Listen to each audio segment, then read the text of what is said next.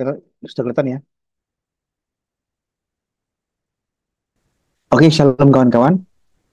Malam hari ini saya akan mempresentasikan suatu pengalaman sejarah di mana saya menghadiri suatu seminar propaganda ajaran sesat Yahwisme yang diadakan di Hotel Elmi Surabaya beberapa tahun yang lalu, yang pembicaranya adalah Yakub Sulistyo.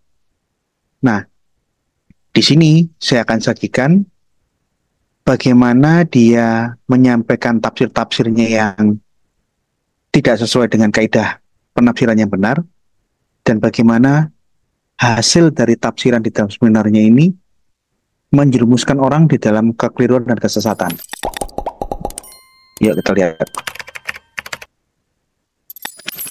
Mengenai postingan yang kemarin, beberapa masukan yang saya lihat, banyak respon positif.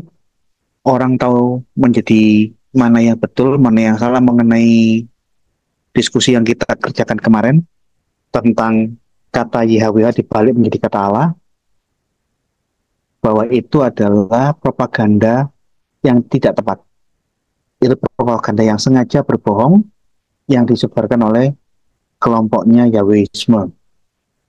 Nah, tapi ada masukan di dalam kolom-kolom komentar, ada yang mengatakan itu bukan Pak Yakub Sulistyo, tapi saudara kembarnya Lukas Sutrisno. Ya, saya kurang tahu apakah itu Pak Yakub atau Lukas Sutrisno. Substansinya adalah saya mereaksi orang yang berbicara di situ.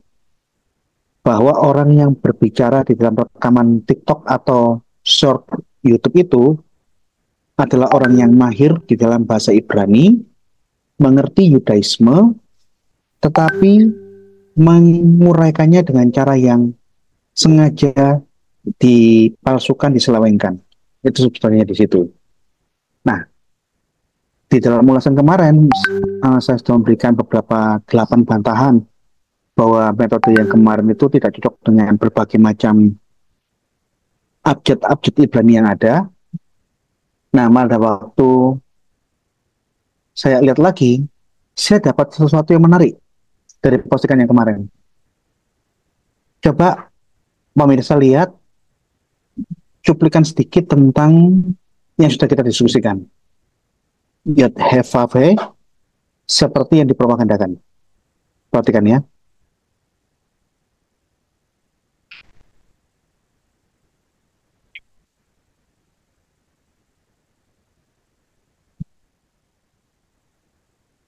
Balik. Setelah diputar balik, dijungkir balikan, kemudian dipres, lalu kasih warna yang sama.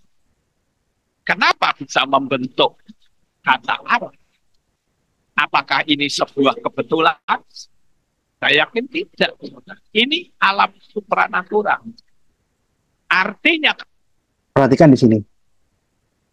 Yod He Vav He. He itu ada coretan sedikit. Dia tidak langsung ke bawah. Kalau langsung ke bawah itu huruf bukan he tapi het. Coba perhatikan. Begitu saya lihatnya ada suatu kecurangan, akal-akalannya pembuat postingan ini.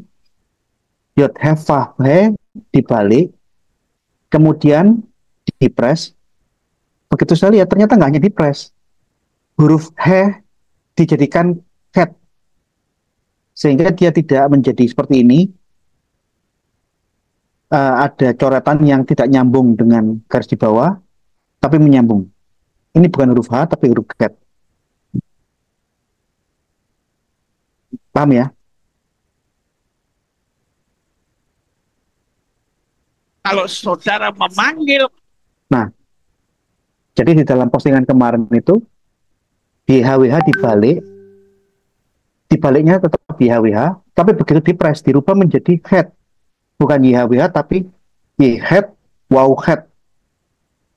Jadi ada kesengajaan merubah aksara tetragrammaton yang di dalam pengamatan saya, apakah perubahan ini kebetulan apa tidak? Oh tidak kebetulan. ini sudah disengaja, ini memang didesain sengaja dibegitukan.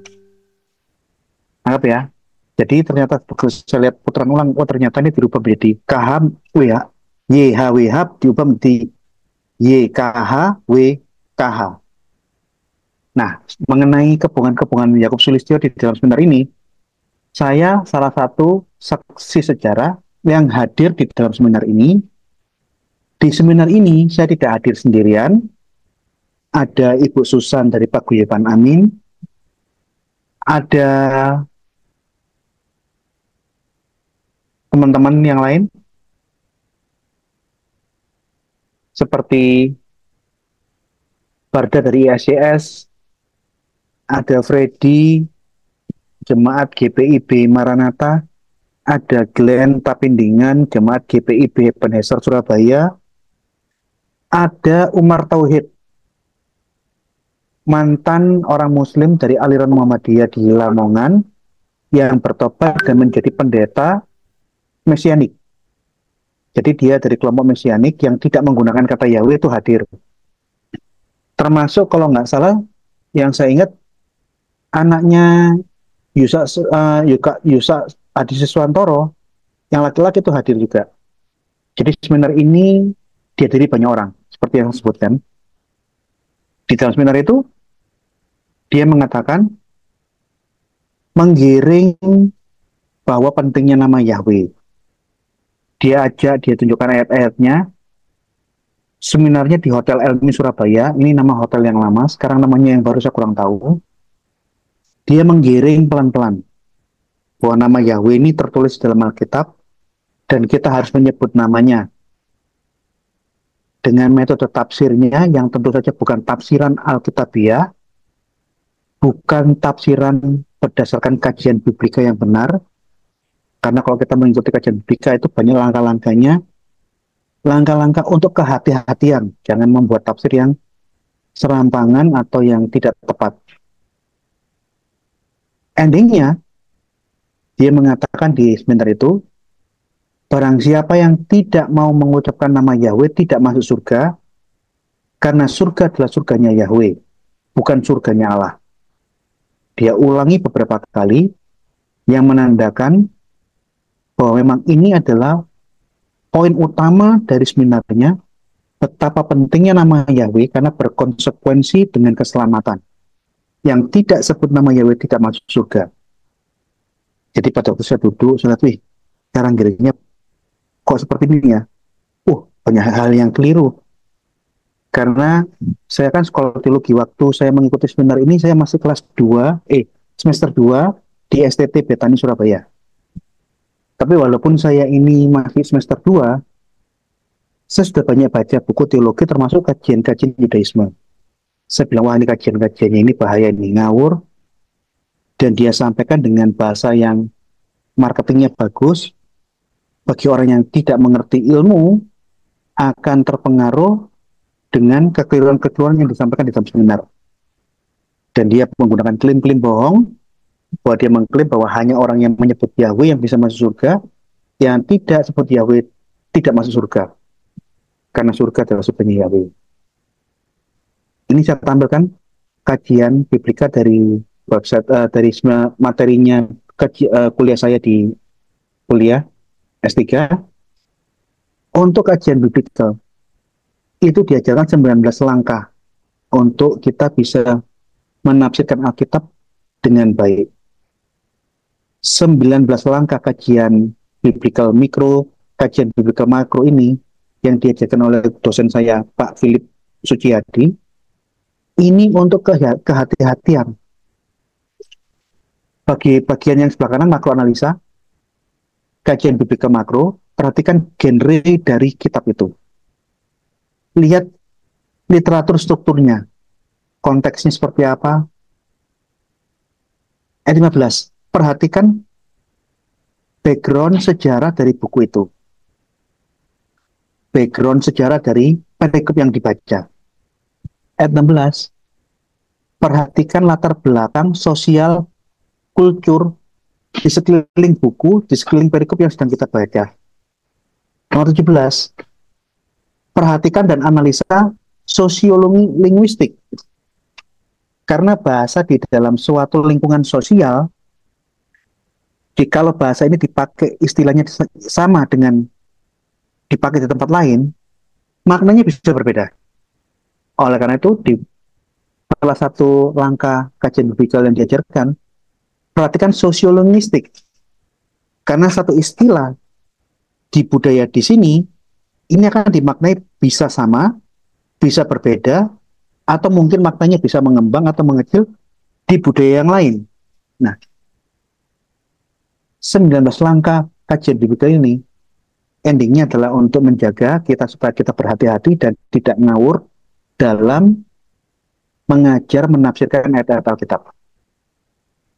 Nah, dari 19 poin ini, saya hanya mengambil 3 poin, bahwa yang diajarkan Yakub Sulistyo di dalam seminar yang saya lihat, dia tidak melihat aspek sejarah, dia buat sejarah sendiri, dia tidak melihat aspek sosial kultur budayanya, dia ciptakan suatu cerita di masa lalu dengan budaya ciptaannya dia sendiri, dia tidak memperhatikan sosiolinguistik, bagaimana budaya Yahudi, kesantunan bertutur kata itu seperti apa, dia tidak perhatikan, dia buat semaunya sendiri, sehingga di dalam istilah saya, ini adalah tafsir yang paling sembrono, tafsir yang keliru, yang dipropagandakan oleh Yakub Sulistyo di Seminar Hotel Elmi Surabaya.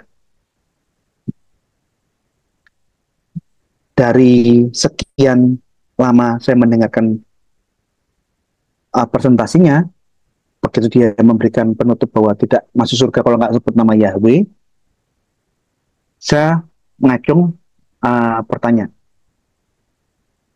Pertanyaan pertama, ini saya ada beberapa pertanyaan. Mungkin malam ini saya hanya membahas pertanyaan pertama dulu ya. Saya tanya ke Pak Yakub.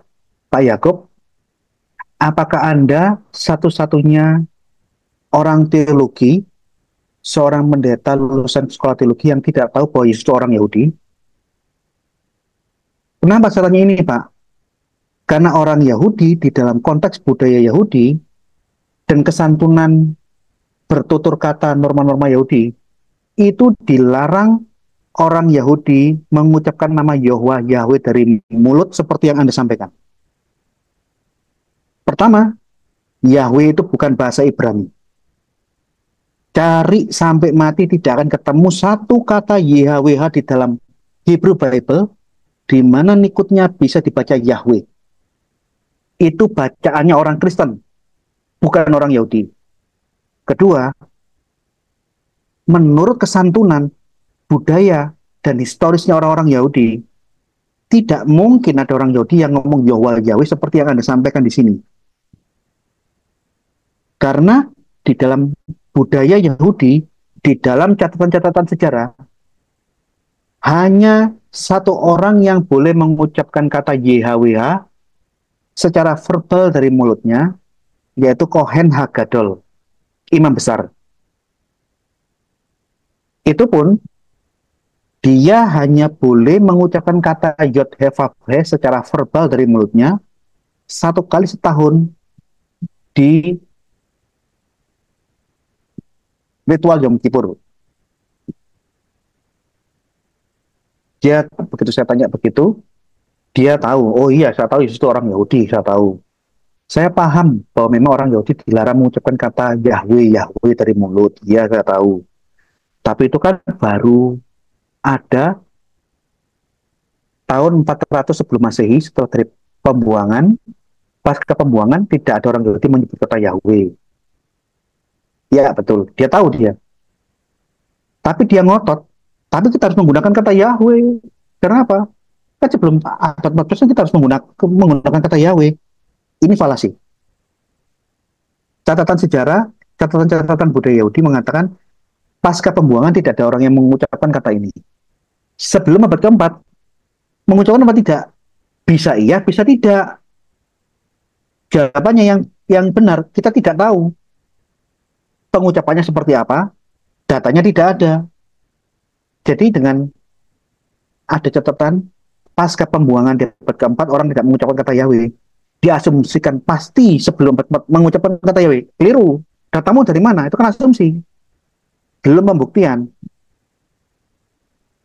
Terus yang lebih substansi, Yesus hidup sebelum abad keempat atau sesudah abad keempat? Dia hidup di dalam kondisi sosiokultur yang tahun berapa? Dia hidup di dalam ikatan norma-norma Yahudi di abad keberapa? Ini yang kelemahannya apa namanya argumentasinya Yahustilio. Di satu sisi dia mengakui bahwa Yesus orang Yahudi dan tidak ada orang Yahudi yang mengucapkan kata Yahweh dari mulutnya. Bersamaan dengan itu dia ngeyel harus mengucapkan kata Yahweh. Dengan catatan tidak masuk surga kalau nggak mengucapkan kata Yahweh. Waktu itu saya hanya memberikan pertanyaan, saya tidak bawa buku ini. Nah, saya jelaskan ya di Zoom meeting hari malam ini. Ini buku yang penting untuk dibaca sama kita semua. Judulnya The Fall Feast of Israel, hilangnya sebuah perayaan di Israel, runtuhnya sebuah perayaan di Israel. Ditulis oleh Mitch and Sava Glaser. Ini orang Yahudi, orang Israel yang agamanya Kristen, native speaker. Dia sangat paham kajian-kajian literatur rabbinik. Di dalam buku ini, dia menjelaskan 3 macam liturgi Yom Kippur yang dipakai orang Yahudi. Pertama, Yom Kippur biblikal, seperti yang tertulis di dalam Imamat pasal 16. Kemudian dia berikan penjelasan tambahan. Dari Imamat pasal 16, Yom Kippur di zaman Yesus, itu ada pengembangan liturgi. Seperti yang dicatat di dalam Talmud dijelaskan. Dijelaskan rinci, langkah demi langkah, perayaan ritual Yom Kippur di zaman Yesus. Liturginya seperti apa. Kemudian, dia juga jelaskan bagaimana perayaan Yom Kippur pasca zaman Yesus, tepatnya pasca kehancuran Bait Allah, di mana tidak ada lagi bait dan tidak ada lagi mezbah untuk korban. Dijelaskan detail di buku ini. Ini bukunya. Ada 3. The Biblical Institution of Yom Kippur. Yom Kippur menurut aturan-aturan biblikal. Kemudian, bagaimana pelaksanaan Yom Kippur, liturginya di zamannya Yesus, dia jelaskan detail. Bahkan bagaimana penebusan di saat Bait Allah itu hancur, tidak ada Bait Allah dan tidak ada mezbah korban. Jadi Yom Kippur pasca zamannya Yesus, dijelaskan semua di sini. Ini di dalam perayaan Yom Kippur di zaman Yesus itu ada semacam tradisi imam besar yang akan memimpin perayaan Yom Kippur. Malam harinya dia tidak boleh tidur, dia harus berdoa semalam suntuk atau membaca Alkitab sampai pagi, ditemani 7 orang. Kalau imam besarnya ngantuk, disenggol, disuruh tidur di lantai. Itu bahasa sindiran. Dia harus benar-benar menjaga kekudusan hidup, kekudusan dirinya dengan baca Mazmur, baca Taurat, diselingi dengan doa-doa semalam suntuk. Nah, ini ada paralelisasinya dengan di saat Yesus sebelum disalib, dia berdoa 3 kali di Bukit Zaitun. Doa untuk minta kekuatan, karena besoknya dia tahu dia akan menjadi anak domba Allah yang akan dikorbankan. Besok paginya, tanpa tidur, dia membersihkan badan. Kalau biasanya hanya cuci tangan, cuci kaki, khusus untuk perayaan Yom Kippur, imam besar bukan cuci tangan, cuci kaki, tapi mandi. Mandi dengan tirai tertutup di hadapan semua umat, dia mandi 5 kali. Kemudian dia pakai jubah yang paling sederhana. Kalau di sesi momen yang lain, dia pakai jubah kebesarannya dengan rantai-rantai emas, dengan 12 batu permata, dengan mahkota, khusus Yom Kippur dia tidak boleh menggunakan emas-emasan pakaian kebesarannya. Dia setelah mandi hanya pakai pakaian yang paling sederhana dan seterusnya. Nah, pada waktu dia doa pembukaan pagi untuk korban minta ampun dosanya, di doa ini dia 3 kali mengucapkan nama Allah yang tak terkatakan, tetragrammaton, Yod-Heh-Vav-He. Yang mana kata ini tidak pernah keluar dari mulut bibir manusia Yahudi manapun di kesempatan apapun. Karena jangan menyebut nama Tuhan dengan sia-sia. Dan setiap kali umat mendengar perkataan Yod-Heh-Vav-He ini, mereka semua sujud sampai ke tanah dan berkata, diberkatilah namanya, kemuliaan bagi kerajaannya sampai selama-lamanya. Ini tercatat di dalam Talmud, Traktat Yoma, pasal 3 ayat 8. Mitch and Safak menegaskan, tetragrammaton Yod-Heh-Vav-He diucapkan 10 kali selama ritual Yom Kippur, yang mana setiap kali pengucapan itu seluruh umat sujud terbang ke tanah. Dan begitu ritual Yom Kippur selesai, imam besar pun tidak akan mengucapkan kata-kata ini sampai Yom Kippur tahun depan. Ini kalau kita ngomong konteks sejarah, kalau kita mau menggali konteks budaya dan sosiolinguistik. Ini pentingnya sosiolinguistik. Yang ngomong Yahweh itu ya bukan orang Yahudi. Karena di dalam budaya sosiolinguistiknya orang Yahudi hal itu tidak dimungkinkan. Ini pentingnya kajian biblikal yang benar, supaya kita tidak salah mengajak dan melakukan kesembronoan dalam menafsirkan Alkitab. Ini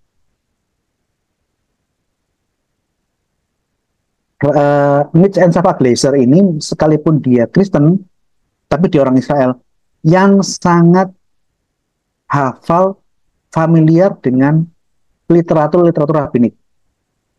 Ini daftar kutipan-kutipan rabinik di dalam bukunya.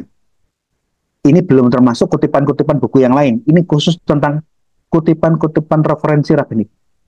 Sekian banyaknya. Jadi ini bukan orang Yahudi, orang Israel yang ngecek-ngecek ya. Dia memang sangat, saya akui, memahami untuk kajian ini. Selain ini, saya akan lengkapi dengan suatu kajian tambahan yang untuk menguatkan aspek sosial budaya orang Yahudi. Ada sebuah traktat minor di dalam Talmud namanya Derek Eretz. Derek ini artinya jalan, Eretz ini bumi. Secara literal ini maksudnya jalan di bumi. Makna secara umumnya yang lebih luas, bagaimana kamu berjalan di dunia berdasarkan aturan-aturan Taurat. Ini panduan hidup Yahudi sehari-hari berdasarkan hukum-hukum Yahudi, berdasarkan norma-norma dan kesantunan aturan-aturan Yahudi di dalam Taurat. Pendek kata, orang Yahudi bisa tersebar di Amerika, di Australia, di Afrika, di Asia, di Eropa, di mana-mana. Jangan lupakan hukum-hukum Yahudi, budaya Yahudi. Ini panduanmu di belahan dunia manapun kamu berada. Saya menyoroti apa yang diajarkan oleh Derek Eretz, khusus di bagian hukum kelima, hormatilah ayah ibumu. Hormatilah ayah ibumu, uraiannya di dalam Derek Eretz itu tidak sesederhana aturannya, diuraikan luas. Bagaimana kesantuan anak di hadapan orang tua di saat mereka makan, bagaimana kalau anak ketemu dengan orang tua sapaan yang diatur lengkap di sini. Ini ya, untuk singkatnya kita bisa lihat penjelasan-penjelasan langsung dari website Yahudi, dari Sefaria, Derek Eretz, The Way of the World. Panduan bagaimana kita hidup di dalam dunia menurut hukum-hukum Yahudi. Secara literal, jalan di dunia. Buku ini menggunakan fondasi ayat di dalam Ulangan pasal 6 ayat 7. Ajarkanlah kepada anak-anakmu, katakan kepada mereka di saat kamu duduk di rumah, di saat kamu berjalan di jalan, ketika kamu berbaring maupun kamu bangun.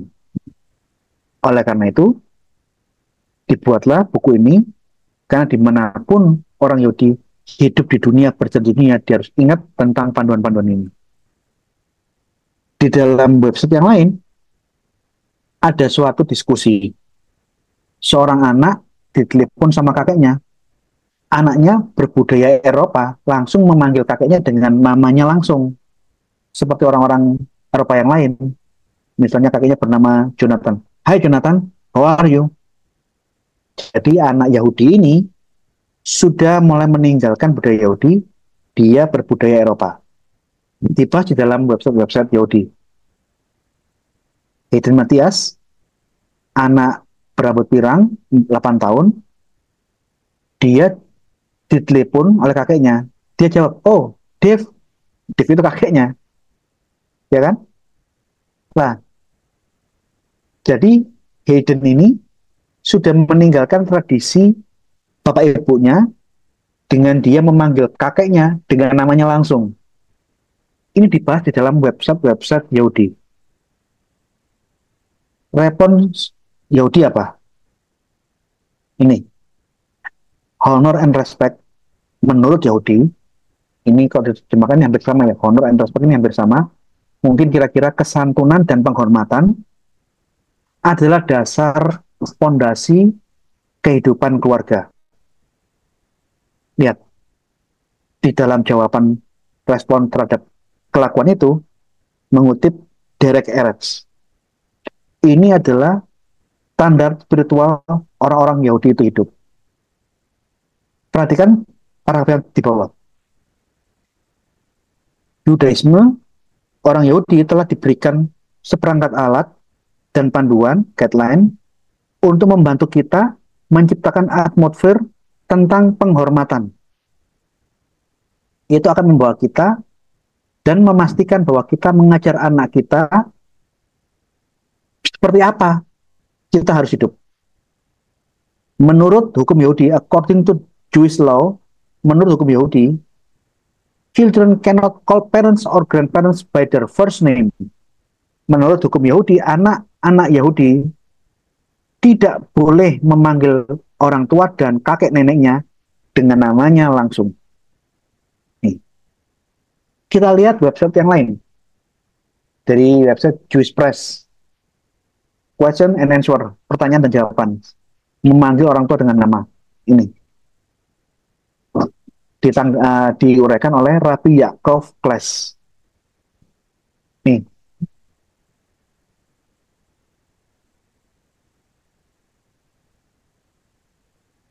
Kaum Makabe mempunyai aturan, seorang anak tidak boleh memanggil orang tuanya dengan namanya langsung, nama yang pertama. Dengan banyak uraian, perhatikan yang saya garis bawah di bawah. In light of the ruling forbidden, di dalam terang dari aturan ini, dilarang seseorang untuk memanggil orang tuanya dengan namanya langsung. Jadi, ini budaya Yahudi, buku panduannya ada, diskusi-diskusi ada di banyak website, dan penjelasan-penjelasannya bahkan oleh rabi-rabi sekarang. Ini budaya kesantunan Yahudi. Nih. Bukunya murah, cuma $3, cuma ongkos kirimnya yang mahal. Jadi kalau ada di antara pemirsa yang bisa mendapatkan buku ini, saya akan sangat bersukacita kalau saya bisa dapat buku traktat Derek Eretz Suta, dan Derek Eretz Rabbah. Ini buku ini kecil, murah, penting, tapi ongkos kirimnya ke Indonesia mahal. Ya, ada kata Tuhan berkehendak, saya yakin satu saat saya bisa mendapatkan buku ini. Nah, saya lanjutkan. Pertanyaan saya dijawab dengan Yakub yang pelin-pelan. Di satu sisi dia mengakui Yesus adalah orang Yahudi, terikat dengan adat istiadat Yahudi, dan dia mengakui bahwa tidak ada orang Yahudi pasca abad keempat mengucapkan kata Yahudi, tapi dia ngotot harus pakai kata Yahudi. Tidak, dia mengatakan di atas abad keempat tidak dia mengucapkan kata Yahweh, tapi dia ngotot bahwa kita harus mengucapkan kata Yahweh, karena kalau nggak mengucapkan tidak masuk surga. Dia bilang, karena dia ngeyel dan ngotot, dan dia bersama dengan itu dia pelin-pelan dari jawaban-jawabannya. Saya mengajukan pertanyaan susulan. Oh, kalau begitu, apakah dengan ini Pak Yakub Sulistyo ingin mengatakan bahwa Yesus dan para rasul, Petrus, Paulus, Lukas, yang adalah orang Yahudi yang hidup di pasca abad keempat sebelum Masehi, semua masuk neraka karena mereka semua tidak ada yang menyebutkan kata Yahweh dari mulutnya dari lahir sampai mati? Dan yang masuk surga itu hanya kamu dan jemaatmu, karena hanya kamu dan jemaatmu yang ngomong Yahweh, Yahweh, dan bahkan menganjurkannya di dalam seminar ini. Apakah memang seperti ini, Pak? Apakah memang maksud Anda dalam mengatakan semua orang yang tidak mengucapkan kata Yahweh, termasuk Yesus dan para rasul masuk neraka, dan hanya kamu yang masuk surga? Jadi Anda lebih mulia dari Tuhan Yesus dan para rasul? Seminarnya di Elmi menjadi heboh. Ini masih belum selesai, saya masih ada pertanyaan lagi berikutnya. Ini menjadi heboh. Orang-orang yang mungkin sempat tergiring dengan cara marketingnya Yakub Sulistyo di dalam seminar itu menjadi terhenyak. Begitu saya menunjukkan aspek kajian historis bahwa dia orang Yahudi, hidup di abad pertama, kajian kultur di dalam pernyataan argumentasi saya, dan sosiolinguistik saya sampaikan di situ, orang terhenyak. Ini pentingnya kajian biblikal itu seperti ini. Kita harus membedakan. Dia hidup di dalam budaya barat yang terbiasa, dan itu merupakan pernyataan keakraban. Seorang cucu manggil kakeknya dengan namanya langsung itu, dalam budaya barat, itu adalah keakraban. Kalau menggunakan pangkatnya, atau tuan, gelar-gelarnya, dianggap ada jarak antara keluarga, antara aku dengan kamu, ada jarak. Sebaliknya, di budaya timur, kita tidak bisa memanggil orang yang lebih tua dari umur dari kita, manggil orang tua, om, paman, kakek, dengan namanya langsung. Kita harus panggil gelarnya, atau gelar baru namanya. Tidak mungkin seorang cucu langsung panggil nama bapaknya. Alex, Yakob, Budi. Dalam budaya timur, hal itu tidak dimungkinkan. Yesus orang Yahudi, dia tidak pernah sebut bapaknya Yusuf, Maria, secara seperti itu, seperti orang-orang bule. Atau pamannya Yesus itu Klopas yang di dalam Injil itu adalah saudaranya Yusuf. Anda sebut orang kakek neneknya dengan nama yang tidak mungkin. Karena apa? Budaya melarang itu. Dan kita nggak bisa menyalahkan budaya. Kita yang harus memahami budaya, bukan melarang atau membuat budaya baru. Karena memanggil orang tua, memanggil kakek dengan namanya langsung, atau di dalam adat Yahudi memanggil Tuhan Yahweh dari mulutnya, itu lancang, itu uraan, itu tidak sopan, mulut kotor. Di dalam budaya Yahudi, yang seperti itu mulut kotor, laison hara, mulut yang jahat. Secara literal, laison hara itu maksudnya mulut jahat. Maknanya, orang ini mulutnya kasar, uraan, lancang, mulutnya kotor. Ini tidak mungkin. Sedangkan Yahweisme yang diajarkan Yakub Sulistyo di mana-mana, khusus di dalam seminar ini di Surabaya waktu itu, termasuk sampai hari ini di mana-mana, dia mengajarkan dan mendoktrinkan bahwa Yesus itu adalah contoh Tuhan yang bermulut kotor, bermulut uraan, bermulut lancang, laison hara. Yesus adalah orang yang tidak tahu adat Yahudi, yang sudah tidak punya adat. Ini opini yang dikembangkan dari ajaran Yahwisme. Alih-alih menghormati Yesus, mematuhi Yesus, Yesus yang kamu gambarkan, Yesus yang kurang ajar, yang tidak punya adat, di luar adat Yahudi. Coba saya minta tolong satu orang, bacakan Matius 11 ayat 29. Ayat ini akan membantah semua propaganda doktrin Yahwisme tentang penyebutan nama Yahweh. Saya buktikan bahwa Yesus bukan orang Yahudi yang mulut kotor, mulut lancang, mulut uraan, mulut tidak sopan. Tolong, satu orang bacakan. Matius 11:29.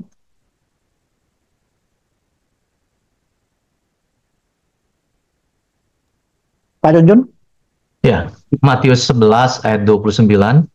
Pikulah kuk yang kupasang dan belajarlah padaku, karena aku lemah lembut dan rendah hati, dan jiwamu akan mendapat ketenangan. Yesus sebut, aku lemah lembut dan rendah hati. Yesus orang yang santun, meskipun dia bisa bersikap tegas. Bersikap tegas, lemah lembut, rendah hati, itu bukan gambaran Yesus yang bermulut kotor, mulut lancang, yang tidak tahu adat. Ini loh, ini begitu kita membaca Alkitab dan kita salah menafsirkannya, kita tidak berhati-hati melihat aspek-aspek penting di dalam ayat yang kita baca, menjadi kacau seperti ini nanti. Kesimpulan pertanyaan malam hari ini, di momen itu, Yakub tidak bisa menjawab secara tegas. Dia akui memang tidak ada orang Yahudi yang mengucapkan kata Yahweh, termasuk Yesus pun tidak pernah mengucapkan, tapi dia ngeyel harus mengucapkan kata Yahweh supaya masuk surga. Artinya apa? Bahwa Yesus yang ada di dalam imannya Pak Yakub Sulistyo itu adalah suatu Yesus ciptaan yang lain. Yesus yang tidak pernah ada di dalam sejarah, Yesus yang hanya ada di dalam khayalannya Pak Yakub Sulistyo atau Yakub Yahwisme.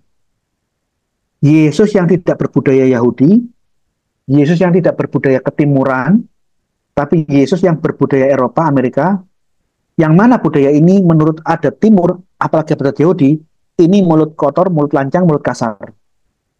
Ini yang saya bilang, tafsiran-tafsiran Yahwisme, dia tidak menggunakan aspek historis, dia mengabaikan aspek sosiokultur, termasuk sosiolinguistik. Konsekuensinya, orang-orang dari Magelang, dari gerejanya Pak Yakub Sulistyo di Magelang, dia orang non-Yahudi yang merasa paling Yahudi, mereka menjadikan dirinya Yahudi-Yahudi yang bermulut kasar, Yahudi-Yahudi yang bermulut uraan, laison hara. Bahkan dengan itu dia menciptakan, mengopinikan bahwa Yesus pun juga bermulut kasar, uraan, dan kotor seperti mereka. Ini yang saya tolak. Ini bukan Yesus yang benar. Ini Yesus yang hasil imajinasi mereka. Dan yang lebih parah, yang saya katakan ini sesat. Konsekuensi dari pernyataan yang diberikan oleh Pak Yakub Sulistyo yang tidak sebut nama Yahweh masuk neraka. Bagaimana dengan Yesus? Dari kecil sampai mati, dia tidak pernah mengucapkan kata Yahweh. Apakah dengan ini kamu memasukkan Yesus di neraka dan kamu hanya kamu yang masuk surga? Ini loh. Penyelewengan seperti ini yang didoktrinkan. Ini adalah kesesatan dari alam supranatural yang mulai menjangkiti banyak orang.